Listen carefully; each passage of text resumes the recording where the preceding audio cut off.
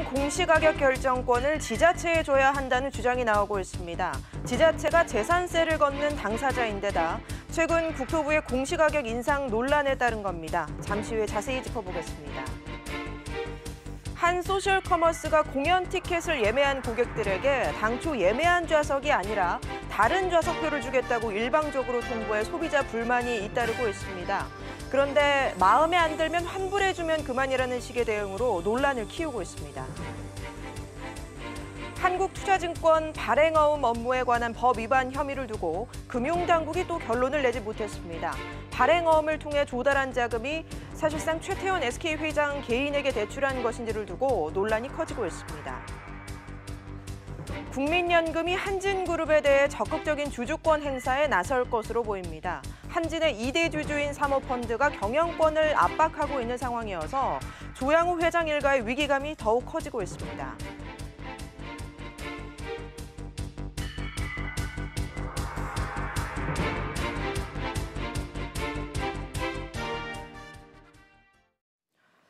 여러분 안녕하십니까? 토지와 단독주택의 표준 가격을 정하는 권한은 국토부에 있습니다. 이걸 참고해 각 지자체가 개별 공시지가와 공시가격을 정하게 되는데요. 기준이 되는 이 표준지가 결정 권한을 누가 갖느냐를 놓고 논란이 다시 불거지고 있습니다. 첫 소식, 강산 기자가 보도합니다. 서울 명동에 있는 한 화장품 매장입니다. 이 부지는 근처 다른 땅의 가치를 매길 때 기준이 되는 표준 공시지인데 3.3제곱미터당 6억 원으로 국내에서 가장 비쌉니다. 국토부가 이렇게 표준 공시지가를 정하면 지자체는 이를 참고해 근처 나머지 땅에 대한 가격, 즉 개별 공시지가를 산정합니다. 그런데 국토부가 가진 이 권한을 지자체로 넘겨야 한다는 주장이 지속적으로 나오고 있습니다. 땅값 산정 과정이 투명하지 않다는 게 이유입니다. 공시가격의 직접적인 당사자인 그 지방정부한테 권한을 위임하고 이 지방정부는 투명하게 절차와 내용을 공개하면 개선이 크게 될 수 있지 않을까 그렇게 생각됩니다. 지난해 박원순 서울시장은 서울의 지가 수준이 현실 가격에 못 미쳐 과세 불평등이 초래됐다며 표준 공시가 선정 권한을 지자체에 달라고 요구한 바 있습니다. 하지만 지자체의 권한이 넘어갈 경우 공시지가가 오락가락할 수 있다는 지적이 나옵니다.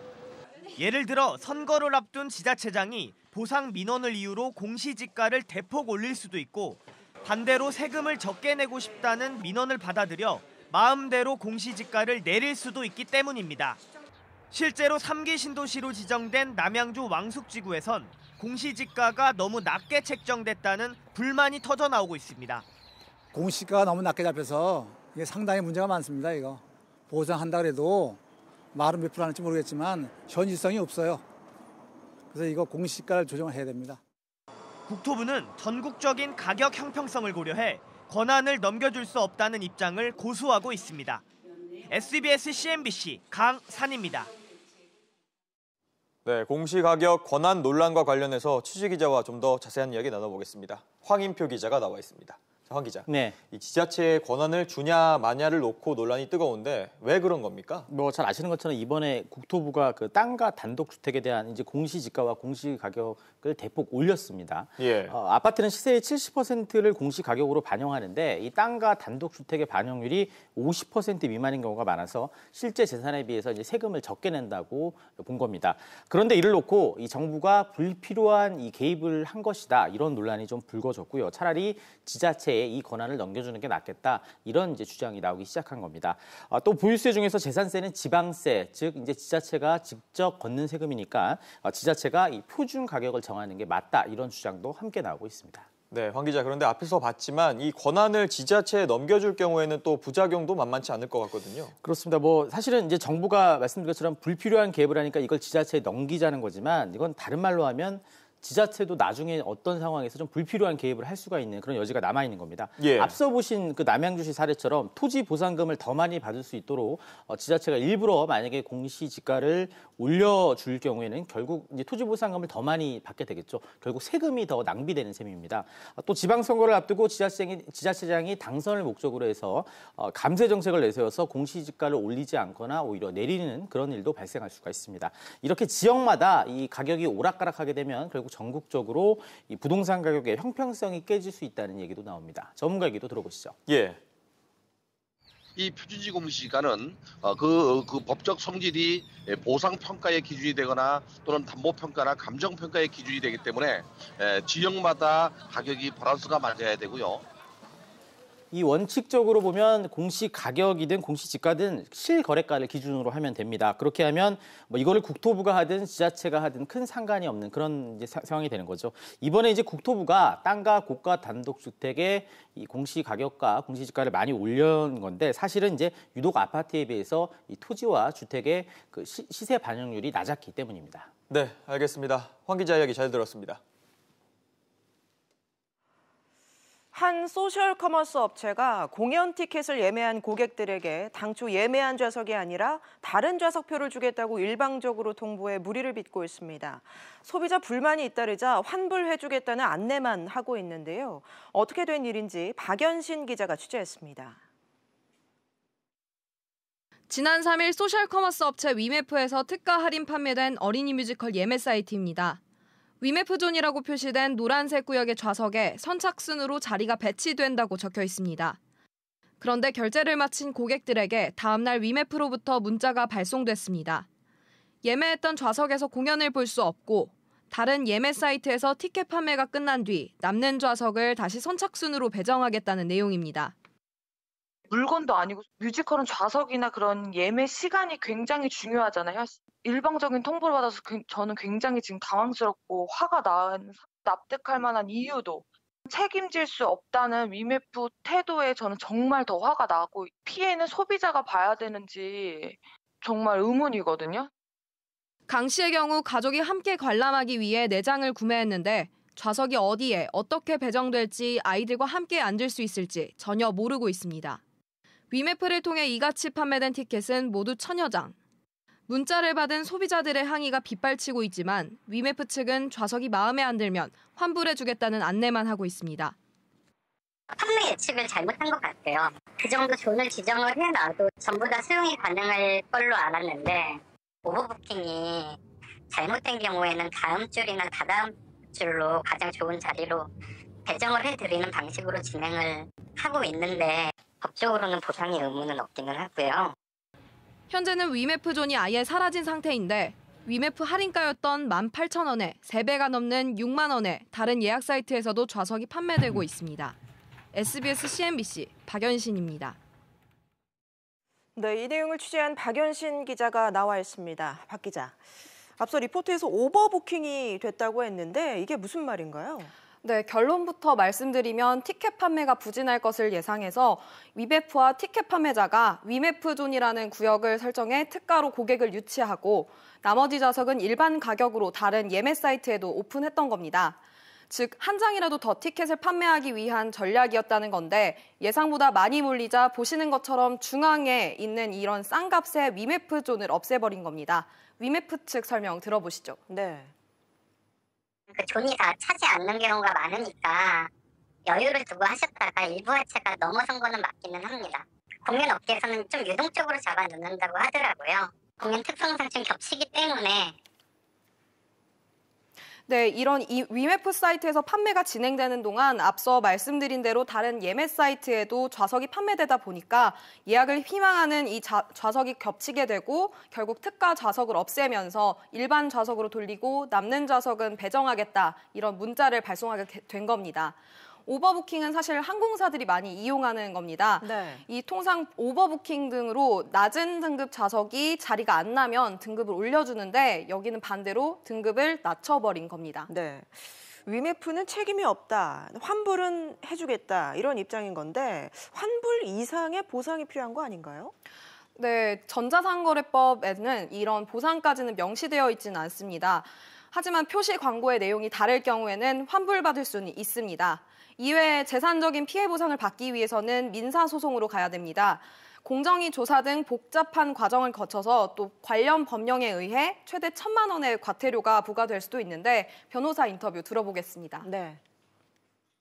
거짓 또는 과장된 사실을 알리거나 기만적인 방법을 사용해서 소비자를 유인 또는 소비자와 거래하거나 청약철회 또는 계약의 해지를 방해하는 경우에는 시정 조치나 경우에 따라서는 과태료 내지 과징금을 부과받을 수도 있습니다.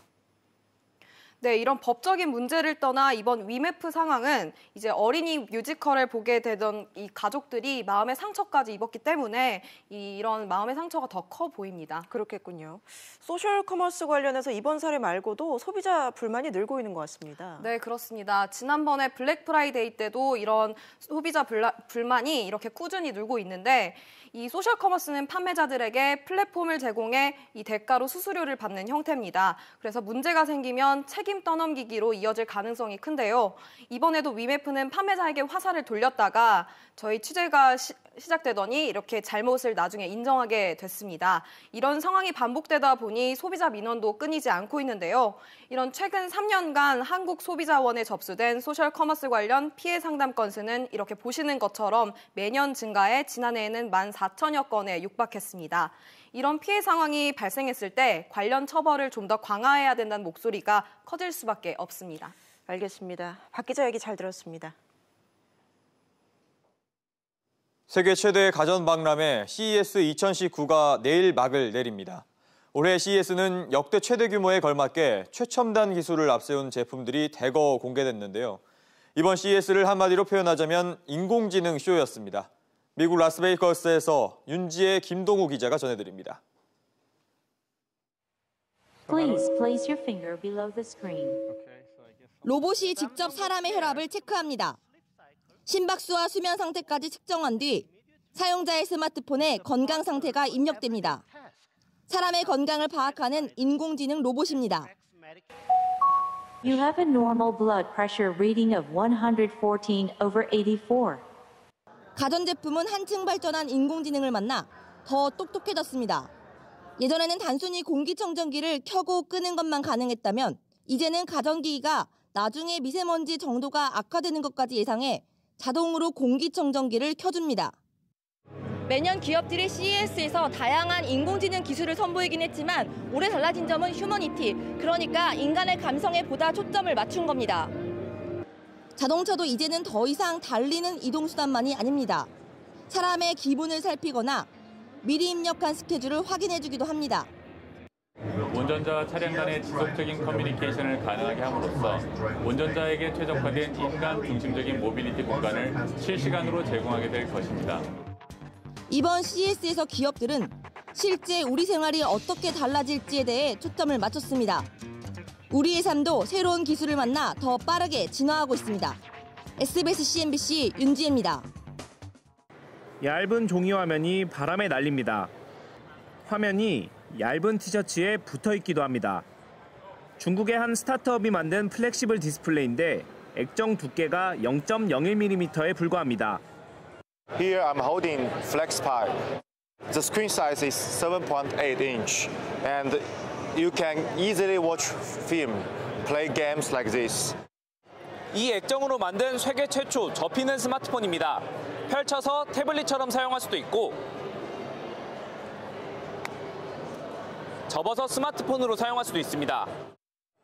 마트의 상품을 자동으로 진열시키기도 하고 내려주기도 하는 로봇팔도 등장했습니다.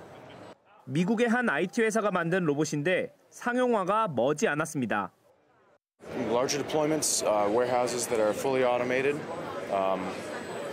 robots that pick faster, robots that are smaller, that are cheaper to produce, even more economical.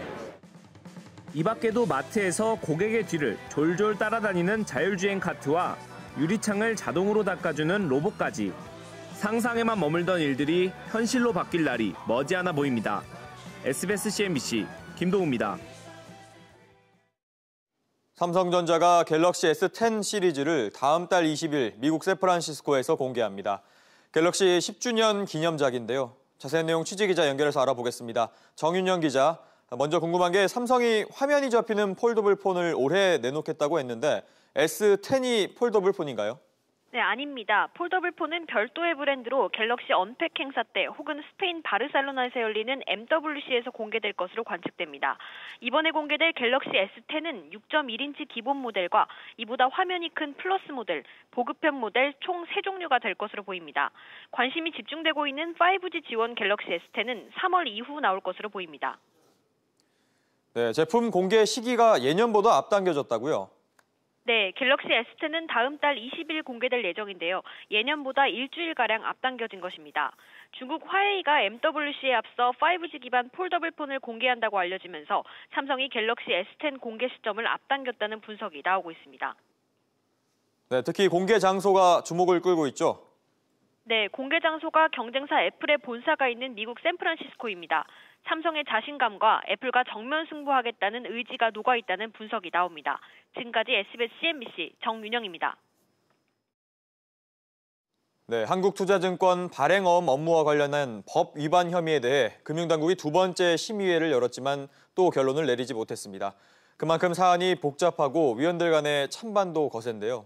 그런데 이 복잡한 논란의 중심에 최태원 SK그룹 회장이 있습니다. 왜 그런 건지 취재기자와 짚어보겠습니다. 정지환 기자가 나와 있습니다.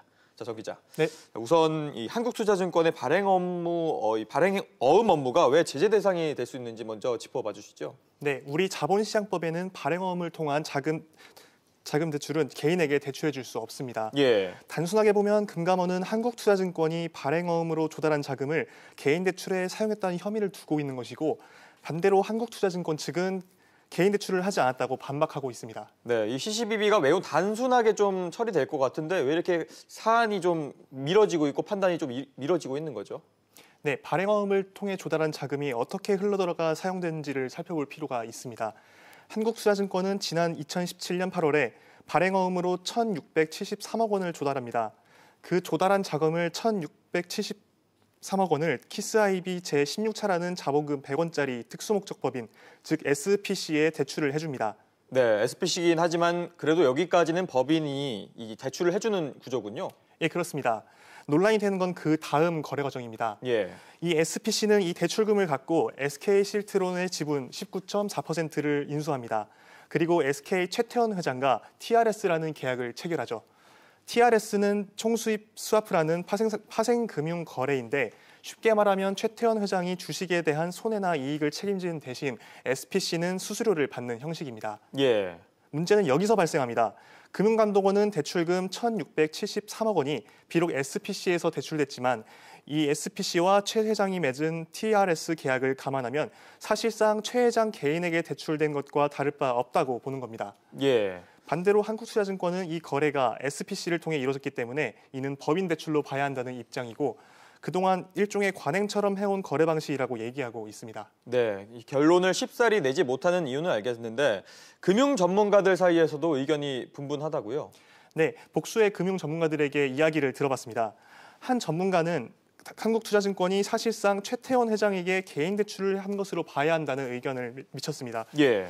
최 회장이 정상적인 대출로 직접 지분을 사들이지 않고 TRS를 이용해 간접 보유하는 이유는 일감 몰아주기 규제를 피하기 위한 것이라는 의견을 내놓기도 했습니다. SK실트론은 매출의 4분의 1가량을 SK하이닉스 등 그룹 계열사에서 올리기 때문에 최 회장이 지분이 늘어난다면 일감 몰아주기 규제의 대상이 될 수 있다는 설명입니다. 예. 그래서 일각에는 기업 윤리 측면에서 최 회장이 일종의 편법을 한 것이라는 의견도 있습니다. 간접 보유하는 경우도 많이 있죠. 도덕적으로 충분히 문제가 있죠. 한편으론 관행적인 금융 투자에 대해 금감원이 무리하게 개입한 게 아니냐는 의견도 있습니다. 직접 들어보시죠. 예.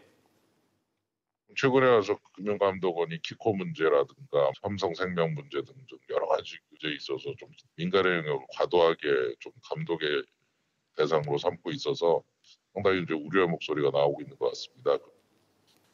이번 논란에 대해 SK그룹은 정상적인 계약을 맺었고 한국투자증권과 금감원 사이에서 해결해야 할 문제라며 선을 그었습니다. 네, 알겠습니다. 정 기자 이야기 잘 들었습니다. 주주권 행사에 칼을 빼든 국민연금의 첫 번째 타깃으로 한진그룹이 유력하다는 전망이 나오고 있습니다. 행동주의 펀드, 강성부 펀드가 동시 압박에 들어갈 경우 지배력을 유지하려는 조양호 회장 일가와 일전이 불가피해 보입니다. 보도에 서주현 기자입니다.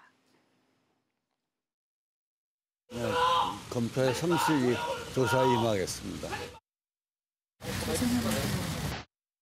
심려를 끼쳐드려 진심으로 죄송합니다. 대주주 일가의 일탈 행위로 어수선한 한진그룹의 경영권이 격변을 맞을 것으로 보입니다. 국민연금이 한진그룹 주요 기업에 대해 적극적인 주주권 행사를 검토하고 있고 토종 행동주의 펀드, 강성부 펀드가 경영권을 압박하고 있는 상황이기 때문입니다. 먼저 국민연금은 한진그룹 지주사인 한진칼의 지분 7.34%를 가진 3대 주주고 대한항공 지분의 12.45%를 보유한 2대 주주입니다. 국민연금은 조양호 회장 등 대주주 일가가 각종 배임, 사익 편취 등의 혐의로 재판을 받아 주주 가치를 훼손한 것에 대한 책임을 물을지도 검토할 예정입니다. 국민연금은 오는 16일 이 같은 내용을 구체적으로 논의할 예정입니다. 토종 행동주의 펀드인 강성부 펀드는 한진칼의 2대 주주로 최근 물류회사, 주식회사 한진의 2대 주주로 올라서 3월 주총에서 감사 선임을 시도할 것으로 예상됩니다. 주총에서 KCGI 쪽도 본인들의 우호적인 인물로 이사나 이제 감사위원 선임을 하기 위해서 노력을 할 것으로 일단 보이고요. 한진그룹이나 이제 KCGI 쪽에서 소액 주주들의 의결권을 위임받기 위해서 행동에 나설 것으로 일단 좀 보이고요. 아직 한진그룹에서는 이와 관련해 공식 입장을 내놓지 않고 있습니다. SBS CNBC 서주연입니다.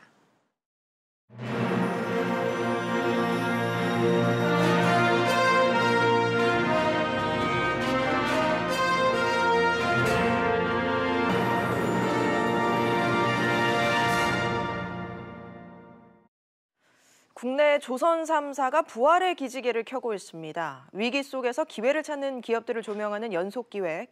오늘은 액화 천연가스, LNG 운반선을 중심으로 체력 회복에 나선 조선업계 이야기입니다. 안지혜 기자가 보도합니다.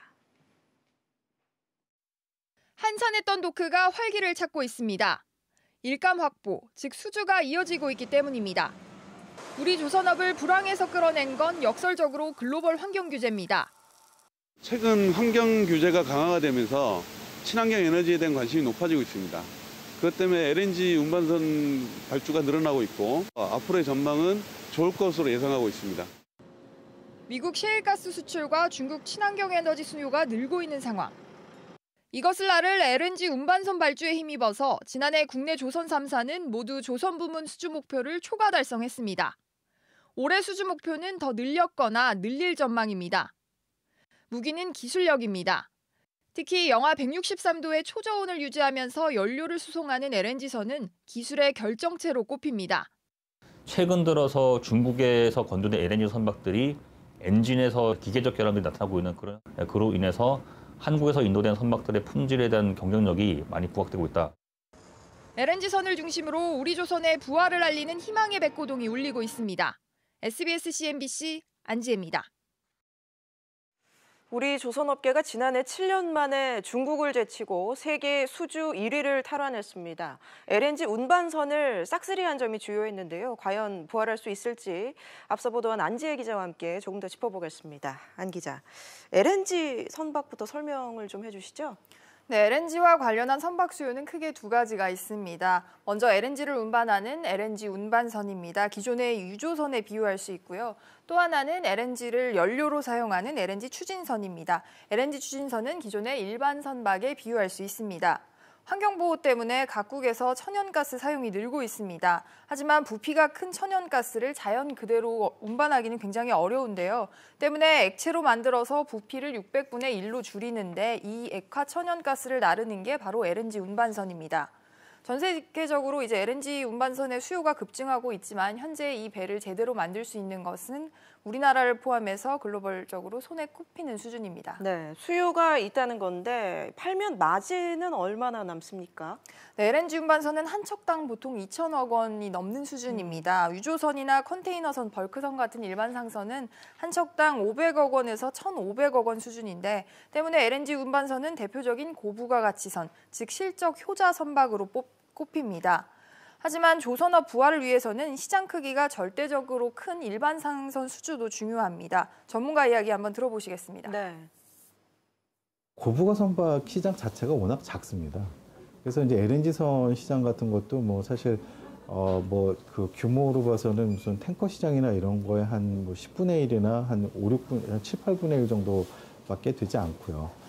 그렇기 때문에 사실 고부가만을 우리가 고집할 수는 없고 오히려 범용선 시장에서 부가가치를 높이는 기술들을 도입을 하면서 범용선 시장에 재진입하고 다시 여기서 그 점유율을 확대하는 이런 전략이 필요하다고.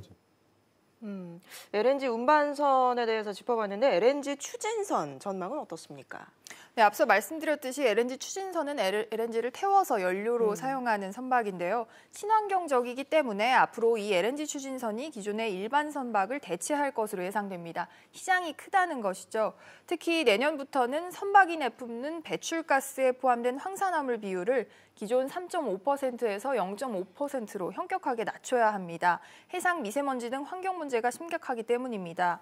결국 국제해사기구 IMO는 궁극적으로 기존 선박들을 모두 LNG 추진선으로 교체하려는 목표입니다. 전문가 이야기 들어보시겠습니다. 앞으로 모든 선박들은 선박 연료가 기존의 벙커CU, 그러니까 중유라고 하는 오일에서 LNG와 같은 가스로 달라져가는 그런 움직임을 보이게 됩니다. 그렇기 때문에 일반 벌크 선박도 과거랑 달리 LNG 추진 엔진을 설치를 해야 되고 LNG 연료통을 달아야 되고 LNG 연료 추진 체계를 탑재를 해야 되기 때문에 벌크선도 LNG 선박과 유사한 건조 기술로 가야 하는 것으로. 그러니까 저희가 새 집으로 이사하면 가구를 바꾸듯이 친환경 규제로 LNG 추진선으로 선박 수요가 바뀌는 이 시점이 우리 조선이 부활할 수 있는 절호의 기회로 꼽힙니다. 네, 안지혜 기자 잘 들었습니다.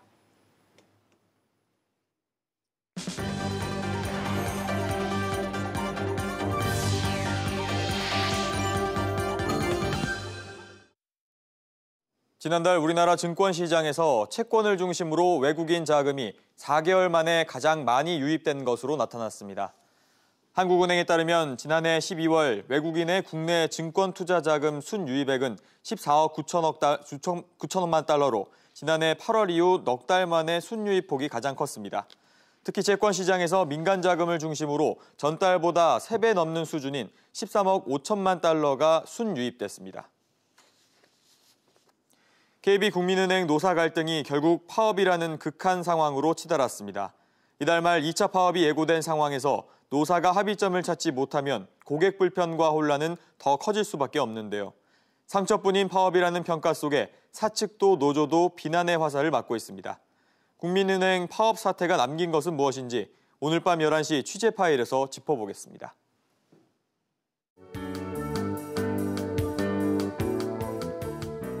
안녕하세요. K웨더 라이프스타일 예보 오주호입니다. 현재 국내외에서 유입된 물질에다가 중국발 스모그까지 더해져 공기질이 탁한 상태인데요.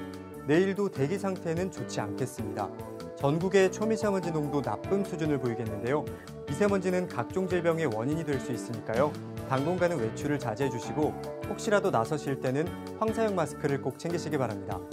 거기다 전국 곳곳에 건조특보가 이어지고 있는 만큼 불씨 관리에도 꼭 신경 쓰시기 바랍니다. 한파가 주춤하면서 주말인 내일도 온화한 날씨가 이어지겠습니다. 서울의 아침 기온 0도로 시작해 한낮에는 6도까지 오르는 등 종일 영상권에 머물겠고 일요일에도 아침 기온 영하 2도로 큰 추위 걱정은 덜 하셔도 좋겠습니다. 중부지방은 오후까지 구름이 많이 끼겠고 서울과 인천의 아침 기온 0도, 춘천 영하 5도, 수원과 청주 영하 1도로 큰 추위는 없겠습니다. 동해안 지역은 울진과 울릉도에 눈 또는 비 소식이 있습니다. 남부지방은 새벽부터 오전 사이에 비 또는 눈이 내리겠습니다. 낮 최고 기온 부산과 대구 10도, 제주 9도까지 오르겠습니다. 이번 주까지 큰 한파는 없을 것으로 보입니다. 다만 다음 주 화요일부터 기온이 내려가기 시작해 수요일에는 아침 기온 영하 8도까지 떨어지는 등 다시 추워질 것으로 전망됩니다. 날씨였습니다. 뉴스프리즘 여기서 마치겠습니다. 편안한 주말 보내시기 바랍니다. 고맙습니다.